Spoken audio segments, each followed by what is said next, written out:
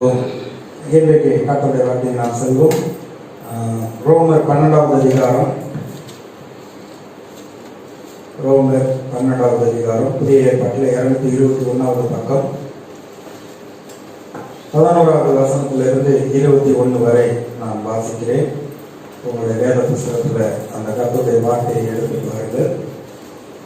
ரோமர் 12வது அதிகாரம் 11வது வசனத்திலிருந்து, அசதியாயிராமல் ஜாக்கிரதையாயிருங்கள், ஆவியிலே அனலாயிருங்கள், கர்த்தருக்கு ஊழியம் செய்யுங்கள், நம்பிக்கையிலே சந்தோஷமாயிருங்கள், உபத்திரவத்திலே பொறுமையாயிருங்கள், ஜெபத்திலே உறுதியாய் தரித்திருங்கள், பரிசுத்தவான்களுடைய குறைவில் அவர்களுக்கு உதவி செய்யுங்கள், அந்நியரை உபசரிக்க நாடுங்கள், உங்களை துன்பப்படுத்துகிறவர்களை ஆசீர்வதியுங்கள், ஆசீர்வதிக்க வேண்டியதே அன்றி சபியாதிருங்கள், சந்தோஷப்படுகிறவர்களுடனே சந்தோஷப்படுங்கள், அழுகிறவர்களுடனே அழுங்கள், ஒருவரோடு ஒருவர் ஏக சிந்தையுள்ளவர்களாயிருங்கள், மேட்டுமையானவைகளை சிந்தியாமல் தாழ்மையானவர்களுக்கு இணங்குங்கள், உங்களையே புத்திமான்கள் என்று எண்ணாதிருங்கள், ஒருவனுக்கும் தீமைக்கு தீமை செய்யாதிருங்கள், எல்லா மனுஷருக்கு முன்பாக யோக்கியமானவைகளை செய்ய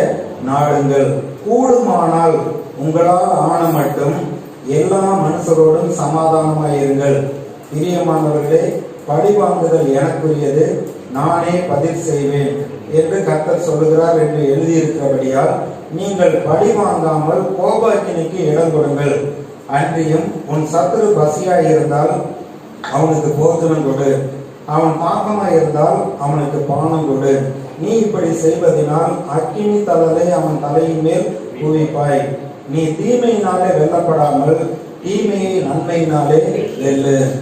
இந்த ரோமர் புத்தகத்தை அப்போஸ்தலனாகிய பவுல் எழுதினார். ஒரு மனிதன் எப்படி கர்த்தரை விட்டு ரட்சிப்பை விட்டு பாவத்திலே போகிறான், அதற்கு பின்பு அவன் மனம் திரும்புகிற பொழுது அவனுக்கு எப்படி மீட்பு உண்டாகிறது, இந்த ரட்சிப்பு நமக்கு எப்படி இலவசமாய் கொடுக்கப்படுகிறது. ரோமர் 8வது அதிகாரத்துல எவர்கள் தேவனுடைய ஆவியினால் நடத்தப்படுகிறார்களோ அவர்கள் தேவனுடைய புத்திரராய் இருக்கிறார்கள். தேவனுடைய புத்திரர் தேவனுடைய ஆவியினாலே நடத்தப்பட வேண்டும். அப்படி தேவனுடைய ஆவியினால் நடத்தப்படுகிற பொழுது நாம் தேவனுடைய பிள்ளைகள் என்று அழைக்கப்படுகிறதுனாலே பிதாவானவர் நமக்கு பாராட்டின அன்பு எவ்வளவு பெரிதென்று பாருங்கள் என்றெல்லாம் சொல்லப்பட்டிருக்கு. இயேசு கிறிஸ்துவோடு கூட நம்மை உடன் சுதந்திரராக மாற்றி இருக்கிறார். அப்படி இருக்கிற பொழுது தேவன் நம்முடைய சொந்த குமாரனை நமக்காக ஒப்பு கொடுத்தவர், அவரோடு கூட மற்ற எல்லாவற்றையும் அருளாதிருப்பது எப்படி? தேவன் நம்முடைய பட்சத்தில் இருந்தால் நமக்கு விரோதமாக இருப்பவன் யார்? அவருடைய அன்பை விட்டு எந்த சூழ்நிலையும் நம்மை பிரிக்க முடியாது. இப்படி அநேக காரியங்களை சொல்லிட்டு வந்து இந்த 12வது அதிகாரத்தில் வருகிற பொழுது அவர் என்ன சொல்றார், நாம் எப்படி தேவனுடைய பிள்ளைகள் இந்த சமுதாயத்திலே நடந்து கொள்ள வேண்டும் என்று அவர் சொல்லுகிறார். என்ன சொல்லுகிறார்? முதல் 2 வசனத்துல, உங்களுடைய சரீரங்களை, உங்க ஆவி ஆத்மா சரீரத்தை ஜீவப்படியா ஒப்பு கொடுங்க. ஜீவப்படியா ஒப்பு கொடுங்கிறது அப்படின்னா ஏதோ சரீரத்தை கொண்டு வந்து ஆல்டர்ல ஆண்டவருடைய சமூகத்துல என்ன ஒப்பு கொடுக்குறீங்கன்னா அப்படி ஒப்பு கொடுக்கறது அது இல்லை. ஆவியிலும் ஆத்மாவிலும் சரீரத்திலும். இதை நீதிமொழிகள்ல சொல்றப்ப, என் மகனே உன் இருதயத்தை எனக்கு தா, உன் கண்கள் என் வழிகளை நோக்குவதாக. அப்ப அவர் என்ன சொல்றாரு? நம்முடைய ஆத்மாவும் நம்முடைய ஆவியும் நம்முடைய சரீரமும் தேவனை மகிமைப்படுத்தக்கூடியதாய் தேவனுடைய சித்தத்திற்கென்று என்னை அர்ப்பணிக்கிறேன் என்பது அர்த்தமாய் இருக்கிறது.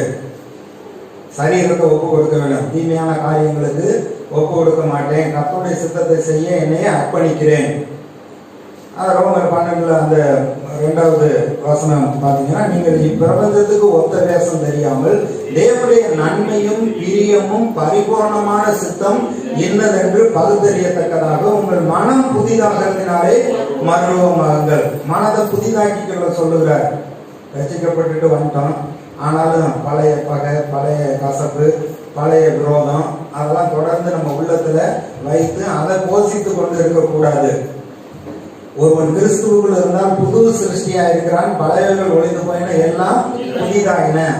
அப்ப எல்லாமே புதிதாயின. நம்ம புதிய வாழ்க்கை வாழ வேண்டும். தேவனுடைய வார்த்தையை கேட்டு நம்மை மாற்றிக்கொள்ள வேண்டும். நம்முடைய மனதின் எண்ணங்களை மாற்ற வேண்டும்.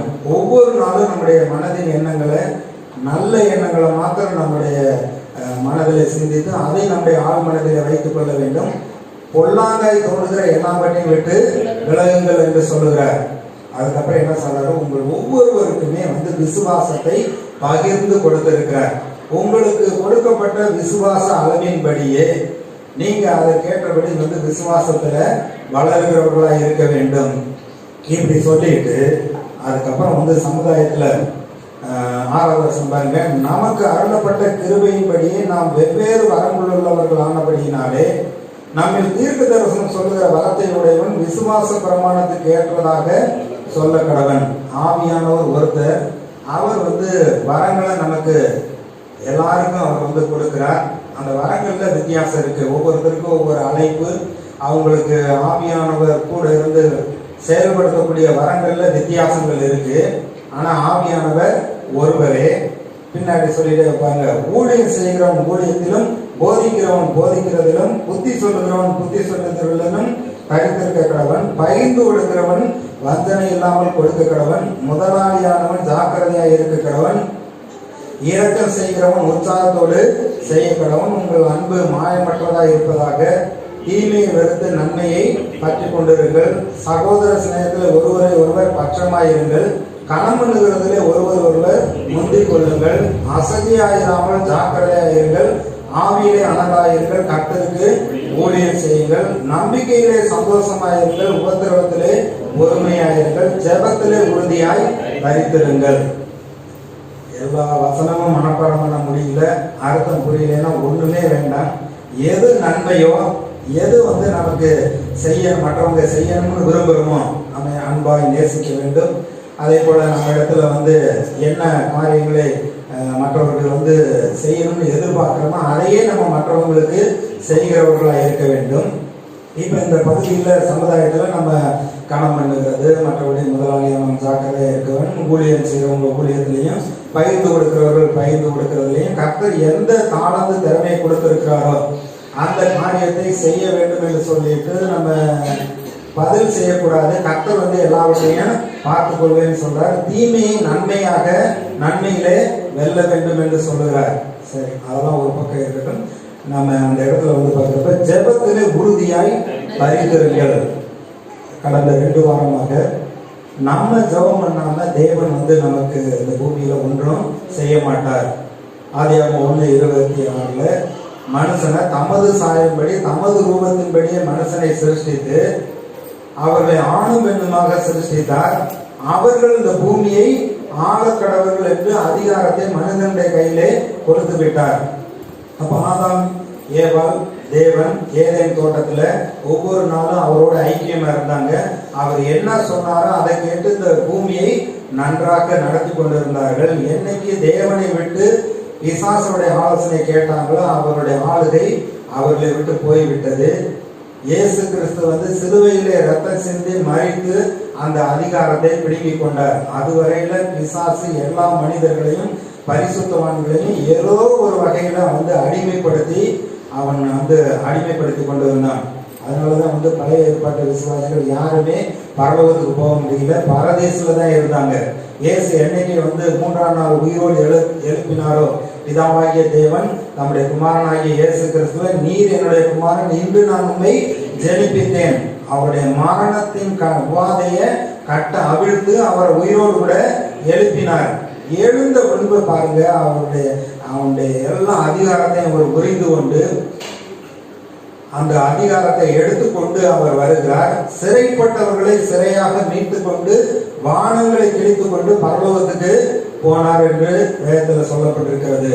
ஆபிரகாம் முதற்கொண்டு இயேசு கிறிஸ்து வருகிற வரைக்கும் பழைய ஏற்பாட்டு விசுவாசிகள் பூமியிலே பரதீசுங்கிற ஒரு இடத்துல இருந்தாங்க. ஆனா இயேசு உயிர்த்தெழுந்த பின்பு அவர்களை எல்லாம் சிறையாக மீட்டு கொண்டு அவர் பரலோகத்துக்கு அழைத்து சென்றார். அப்படிதான் வேதம் சொல்லுகிறது. அப்ப பாருங்க, அவனுடைய அதிகாரத்தை இயேசு புரிந்து கொண்டார், அவனுடைய வல்லமையை எடுத்துக்கொண்டார். அதை மீண்டுமாக சபைக்கு கொடுத்தார், விசுவாசிகளுக்கு கொடுத்திருக்கிறார். நாம இந்த பூமியில என்ன நடக்க வேண்டுமோ, நம்முடைய வாழ்க்கையில என்ன நடக்க வேண்டுமோ, ஆண்டவருடைய வார்த்தையின்படி விசுவாசத்தோடு அவருடைய நாமத்துல ஜெபிக்கிற பொழுது நம்முடைய வாழ்க்கையில கர்த்தருடைய கிரியை நடக்கும். இன்னைக்கு ஒரு சில காரியங்களை வேதத்திலிருந்து நம்ம பார்க்க போகிறோம். ஜெபம் அப்படிங்கிறப்ப இரண்டு நபர்களுக்கு இடையே காணப்படுகிற ஒரு அன்பின் இணைப்பு. ரெண்டு பேர் நண்பர்கள் இருக்காங்க. அவங்க ரெண்டு பேர் நண்பர்கள் கொஞ்ச காலம் கழிச்சு சந்திச்சுட்டாங்கன்னா பாத்தீங்கன்னா நேரம் போறதே தெரியாது. ஆதி முதல்